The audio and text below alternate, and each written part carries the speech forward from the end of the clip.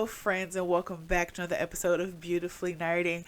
Today, we are going to talk about a movie that I've been putting off for quite some time. So, some of you all may know a while back when I first started watching Black Classics, one of the movies that I watched was Juice. And Tupac played his role so well that he kind of scared me from wanting to watch any of his other movies. But I finally put on my big girl pants and decided that I was going to watch Above the Rim, okay? So growing up, I was always a sports girly. I played basketball. I would watch wrestling with my stepdad. I went to football games with my granny. You know, pretty much if it had a ball and involved yelling, I was there. But eventually, as I got older, I stopped being less interested in sport. But in my heart, I never lost my love for the game. So I decided to give the girlies a chance because I didn't even know what the movie was about. And I was like, I've heard good things. Let me sit down and watch it.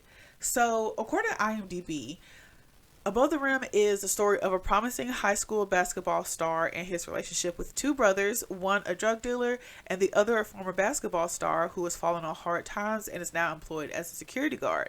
And honestly, that's enough info for me because I like to go in as blind as possible. And even the trailer that would like automatically play on IMDb, like that was giving me too much of a little bit of a spoiler.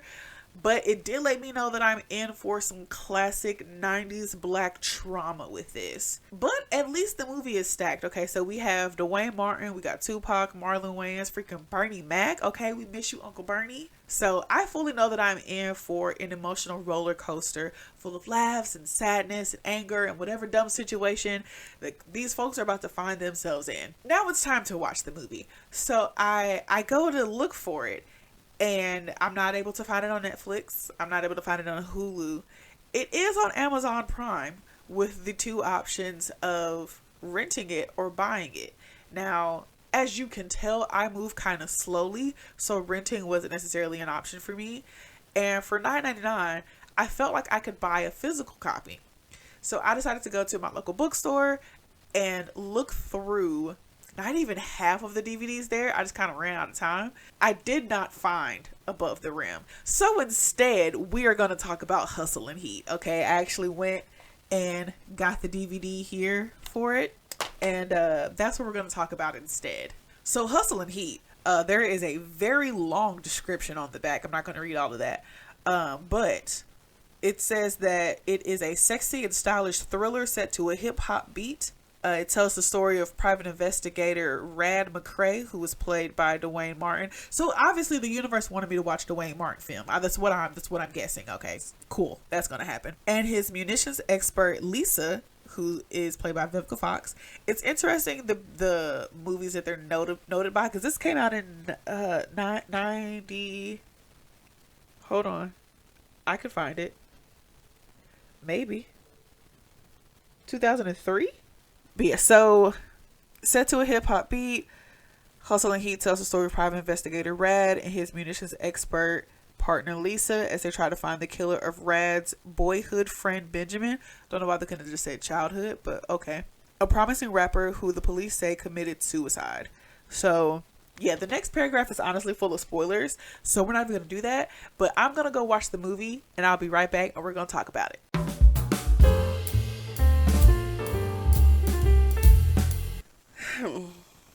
Okay, so I watched the movie yesterday, and I feel like there's no way to talk about this movie outside of just full spoilers. And so that is exactly what we're going to do, because this movie is definitely a movie. I feel like the story is very, your typical whodunit, mixed with, you thought this person was safe, but really they weren't. It's a very run-of-the-mill typical story that you'll see. But I realized that, like, I was talking about the movie with my mom, and we were talking about, like, different scenes. She would, like, chuckle at certain parts, and I'm just sitting here like, I don't see the humor. Like, there were definitely parts that were added to, let's add some laughs in there. And like, of course, some stuff that just, didn't age quite as well. But there were also bits that were just so long and so unnecessary. And you're just watching it like, why is this bit still going? Like, for instance, one that I was talking with my mom about, Duane's character, Rad, and Meagan Good's character, I forgot her name. They are running away from, you know, the people who are trying to shoot at them.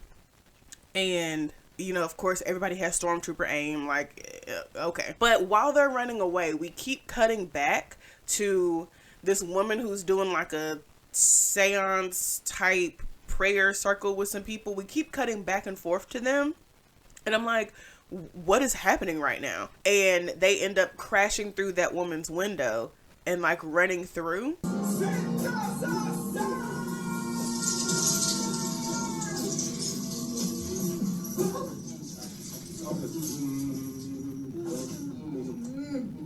And as I finally, like, we got to the point of why we were seeing, you know, this apartment, I'm just like, y'all could have cut out all of the previous stuff and just crashed through the window, seeing her doing the thing or whatever, and then walked through. There's so many extra bits that are added to be like, hey, this is funny, right? This is funny, guys. And it's just not funny. Like, just so much fluff was added to the story, and it didn't add anything to it except more runtime. So Duane Martin's character Rad is a private investigator who works with Vivica Fox, who plays Lisa, and she's like, you know, essentially a weapons expert, and she's like, you know, makes all of the gadgets and gizmos that he uses. She keeps wanting to come out into the field with him, and he's like, no, you're not ready. And they have like a decent enough rapport with each other. They seem like cool friends. All right, cool. So we see that Duane's character is like a bit of a playboy or whatever. He's like, you know, he'll like flirt with this person, you know, flirt with that person, and then get called off to go do a job or whatever. He's like walking through the street, and this guy gets out of a car and he's like, get in the car. And he's like, what? Pulls the gun on him, says, get in the car. And it's like, okay. He gets in the car, and it's his like childhood best friend Benji. He's like, hey, how you doing? I got married, all this good stuff. Let's catch up. Let's meet up, you know, like Friday and hang out, all that good stuff. So the next day, Benji's dead, and it's made to seem like a suicide. And Rad knows that it's not, because he was like, I was just talking to him yesterday. This isn't how it happened. Blase, Conrad has to figure out what exactly happened and why and who actually killed him. And so in the midst of that, he is trying to keep Benji's new wife, Venus, played by Megan Fox, trying to keep her safe. He rescues her the one time, they run away, get shot at, all the good stuff. He takes her to Lisa's house, and it's like, hey, will you, you know, watch out for her, keep her safe, all the good stuff. And they're like, okay, cool. The next morning, Meagan Good is gone. Like, she just ran away. And I'm like, that's suspicious. Conrad is like working to try to find Meagan Good, but also still trying to like, you know, solve the case. You know, he's going to different like record label exec, music video people to try to find out like who would have had motive to kill Benji. He goes a little bit higher and finds like the record label exec who like, you know, ships out the CDs and all that good stuff. And as he like goes into that house, he is able to rescue back Meagan Good. But the thing is, Conrad opens the door and we like switch over to Megan's face, and she like looks up, and they go to run away, but she has her phone on her hip. Now, I watch a lot of TV, and usually hostages aren't able to keep their phones because they can call for help. So if Meagan Good was being held hostage and she still had her phone, would she not have called for help?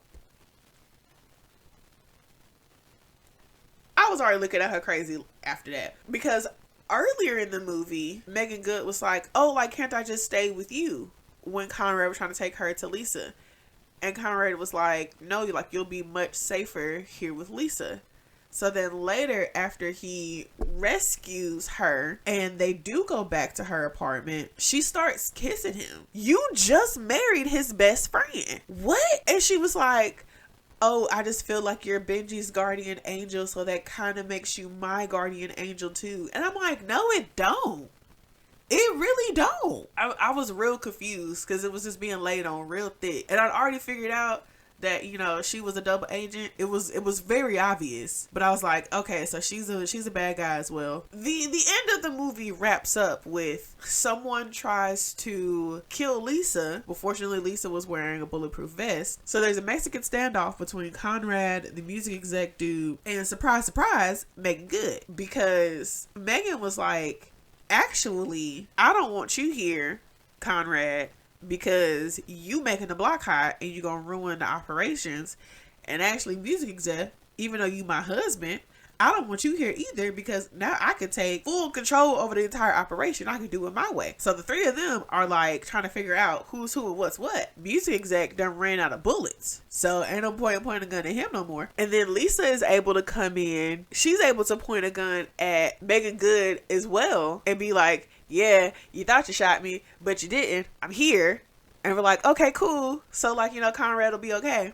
This part, I was not ready for what came next, because Vivica A pushes a button on her necklace and Meagan Good explodes. Because remember, Vivica Fox's character makes all of the like munitions and spyware tech stuff for Conrad, and she made these essentially explosive tampons while Meagan Good was staying at Lisa's place. I guess she just so happened to be on her period, but she got a tampon from Lisa's house and it happened to be one of the explosive ones. So like literally Meagan Good just explodes, and it's like, oh, all right, there it is, all done. And then the real Venus comes out of nowhere, because I guess they kidnapped her in between at some part killing Benji. So then Meagan Good was able to pretend to be Venus. But I'm just like, why did there have to be another part? Like, she was literally just a cameo.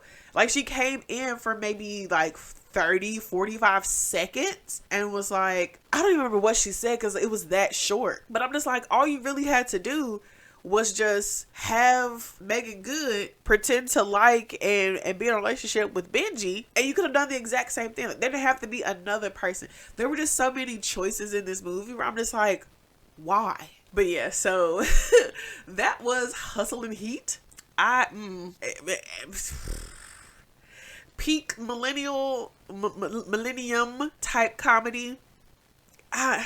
Comedy is a strong word for it. I did not laugh. It wasn't terrible, but it wasn't great.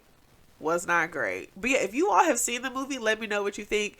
Let me know if you all have any like other parts of the movie that were super hilarious to you, because I skipped over a bunch of this movie because it was just so much that was like, what does this have to do with anything? If you all have any recommendations for movies or TV shows that you all would like me to review, please let me know in the comments down below. Please like and share with all of your friends, and until next time, bye.